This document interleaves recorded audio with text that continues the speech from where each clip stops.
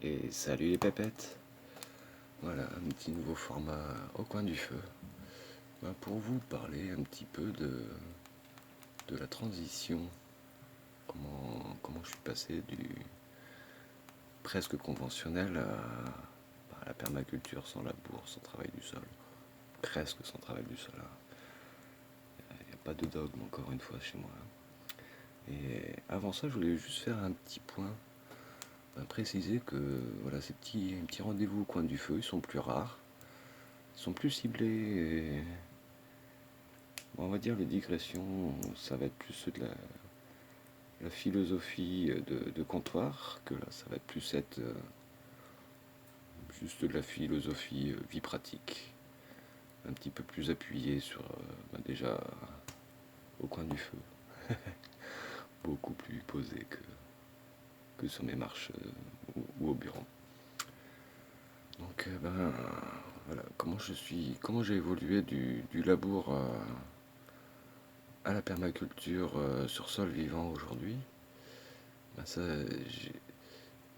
pour ceux qui ont suivi un petit peu mes présentations, je suis passé d'un petit terrain de 50 mètres carrés à 2000 mètres carrés, en gardant un salaire à côté, donc 39 heures par semaine, plus le temps dans les transports. Non, je ne pouvais pas me permettre de labourer 2000 mètres carrés. Heureusement, avant ça, j'avais quand même acquis un petit peu de savoir, un peu de culture, on va dire, sur comment pouvait se faire un travail sans labour. Et oui, au début, on commence toujours la permaculture à ses débuts. C'est le stéréotype de la permaculture, faire des buts. Je ne fais comme tous ceux qui s'essayent à la permaculture, j'ai essayé des buts pour pas mourir idiot. Je ne dis pas plus jamais, mais on va dire que quand je vais faire une butte aujourd'hui, elle va être beaucoup moins grosse et je ne vais pas généraliser tous les avantages qu'on peut donner à une butte, augmenter la zone de surface, créer des microclimats et tout ça. Oui, oui, oui, oui, ça existe. Il y a, c'est pratique sur les petits terrains. Quand on a un grand terrain, et j'ose même pas imaginer si je devais gérer une ferme sur plus qui se compte en hectares et puis en mètres carrés ou en art, basculer de tout labour avec tracteur qui coûte très très cher, parce que un labour profond demande d'avoir une bonne puissance mécanique, donc avoir un bon moteur et puis beaucoup de cases, donc beaucoup d'entretien. Enfin, voilà, c'est énormément de frais aujourd'hui être agriculteur. Il y a beaucoup de gens qui leur jettent la pierre, mais c'est quand même eux qui nous nourrissent aujourd'hui, qui nourrissent le monde principalement quand même.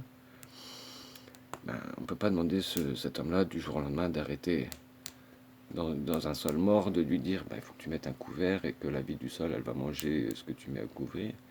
Il n'y a pas de vie dans son sol ou pas suffisamment par rapport à ce qu'un apport pourrait lui permettre de nourrir son sol, ça pourrirait tout simplement.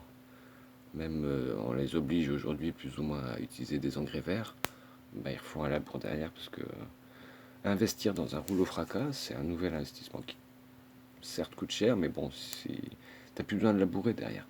Donc tu peux revendre le tracteur qui coûte très cher et te prendre un petit tracteur ou même limite une charrue qui fonctionne avec des chevaux, ça marche. On va pas demander ça à un agriculteur qui cultive sur plusieurs dizaines ou voire centaines d'hectares. Faut être raisonnable, on peut pas changer Rome en une seule journée, comme on dit. Mais la technique pour pouvoir basculer sur ça, c'est de sacrifier, mettons, allez, sur 100 hectares, tu prends un tout petit pourcentage, entre 1 et 5 hectares. Et si t'as pas le temps, parce que t'es le nez dans le guidon, que tu dois t'occuper de tes 100 hectares, moins les 5, tu mets en fermage. Pas forcément en location, mais en test. Voilà, il y a plein de gens en ville qui rêvent d'accéder, de jouer aux apprentis sorciers. Donc oui, ça peut faire peur de lâcher son terrain à des gens qu'on ne connaît pas, etc., dont on ne connaît pas la culture. Peut-être ils vont faire des bêtises dans ton terrain. Voilà, ça peut faire peur. Mais il y a d'autres gens qui sont posés à côté de ça, qui sont renseignés, qui ont les mêmes attentes, ou à défaut d'avoir un terrain, je vais prendre un exemple que je connais qui est le mien, qui peuvent accompagner ces citadins, ces néo-ruraux, ou on les appelle comme on veut, ces gens qui ont de la solastalgie, ou et qui ont peut-être aussi un acquis culturel, mais qui n'ont pas justement l'occasion de mettre les mains dans le cambouis, qui ont souvent plein de bonnes idées. Pas que, mais justement, il faut s'enrichir des bonnes idées, il faut faire le tri, il faut prendre tout ce qu'on nous propose et faire le tri. Et pour faire cette transition-là, voilà, tu sélectionnes. Alors idéalement, pour que ça marche bien, il faut faire ça au milieu. Si tu as plusieurs terrains qui sont attenants les uns avec les autres, le test tu le fais sur le milieu, parce que si ça marche bien, tu ramènes de la vie dans ton sol et tu vas contaminer tous les autres terrains qu'il y a autour de ce petit terrain test que tu fais au départ, pendant les 50-10 ans maximum. Déjà pendant ça, voilà, en 5 ans, tu as moyen de régénérer un sol, même mort labouré, matraqué, coup d'engrais, de produits chimiques, de pesticides et tout ça. En 5 ans, il y a moyen de faire quelque chose de très sympathique déjà. Et petit à petit, pas tout basculer encore une fois, c'est vraiment une tache d'huile. Il y a un de ces principes en fonction, c'est des petites actions qui ont de grandes répercussions dans le temps. C'est ça la nature. Tu prends une petite graine, un petit gland, et ça te donne un arbre. Mais ça ne se fait pas du jour au lendemain, ça ne se fait pas en un an. En un an, tu vas avoir un petit germe, puis l'année d'après, tu vas avoir un jeune arbre, très fragile. Puis l'année d'après, il va se renforcer, il va se casser quelques branches, il va apprendre. Et voilà. Et au bout de 10 ans, 15 ans, là, tu pourras dire que tu as un jeune chêne. Ben voilà, c'est pareil, une ferme qui est en transition, une personne qui est en transition, c'est petit bout par petit bout. Et une ferme comme une personne, il ne faut pas dire qu'elle ne peut pas changer. Mais moi, je ne peux pas faire changer une autre personne que moi. Et personne ne pourra me faire changer. Il y a des gens dans ma vie qui ont eu une influence, qui m'ont fait ouvrir les yeux. Mais c'est moi qui ai ouvert les yeux de mon propre chef. Il y en a 15 000 qui ont essayé avant, qui s'y sont cassés les dents, et il y en a sûrement 15 000 qui ont essayé depuis que j'ai changé, qui veulent me faire changer, mais pas dans le sens où j'ai changé. Autrement, ils se cassent les dents. Je suis par exemple tabagiste, je sais que je dois arrêter de fumer, j'en ai envie, mais ça ne sert à rien que je me lance si c'est pour le faire pour quelqu'un d'autre, parce qu'on m'a demandé de le faire. C'est même limite la chose qui me force à ne pas arrêter aujourd'hui. C'est tous les gens qui autour de moi me disent tu devrais arrêter de fumer. Ben, juste par esprit de contrariété, ou parce que je n'ai pas envie de donner raison aux gens autour de moi, je ne vais pas changer ce point de vue parce qu'on me l'a demandé.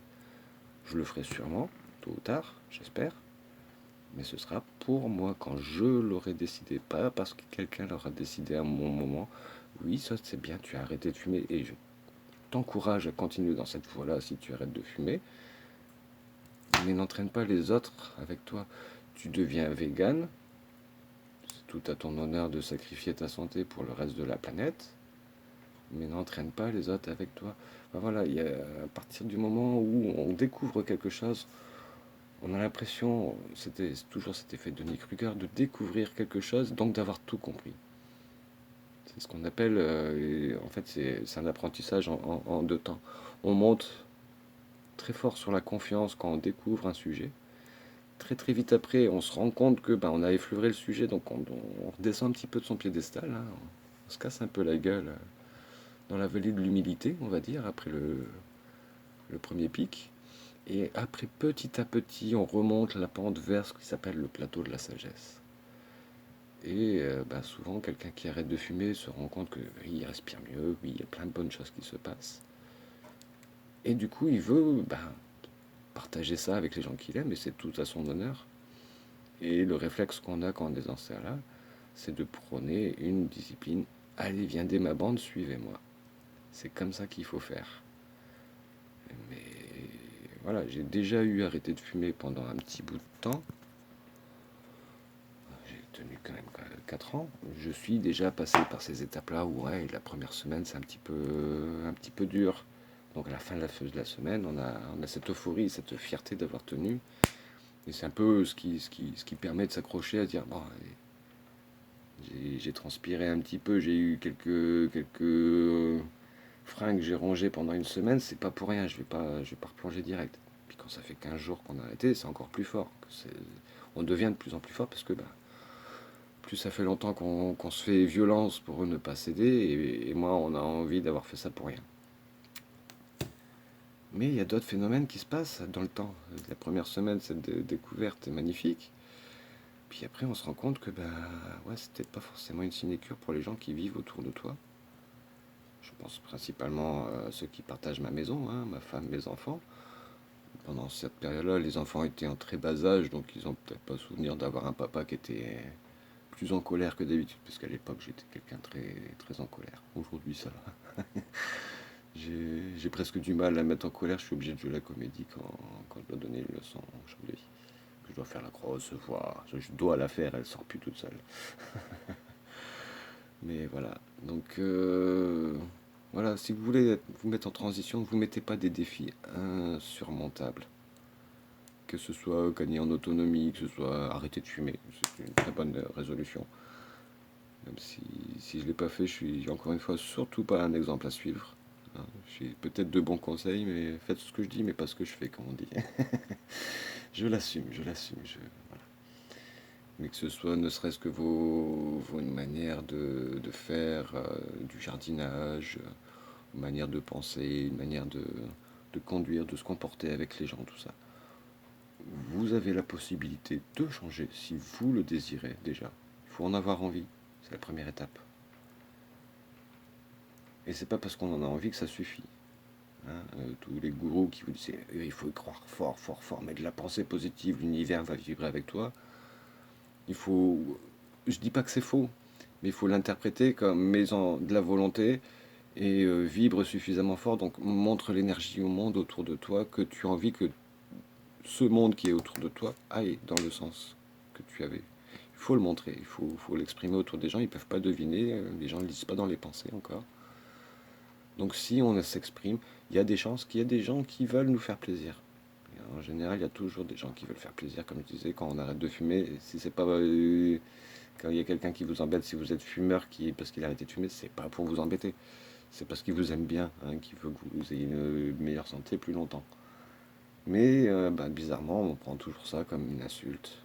Parce qu'on est maladroit dans la communication. Que ce soit les personnes qui, comme moi, prodiguent des conseils ou les personnes qui, comme moi, entendent les conseils ou les attentes des autres. On est tous très maladroits. Hein, quelle que soit la position dans laquelle on est dans un dialogue, c'est c'est là le plus gros changement, le plus dur des changements, c'est de comprendre qu'on n'a pas tous la même culture et qu'un mot dans la bouche de quelqu'un ne veut pas forcément dire la même chose que ce qui arrive dans l'oreille de l'autre. Voilà. Bon, sur ce, je vous fais mes adieux habituels. Prenez soin de ce que vous vous mettez dans la tête. Respectez-vous. À tantôt.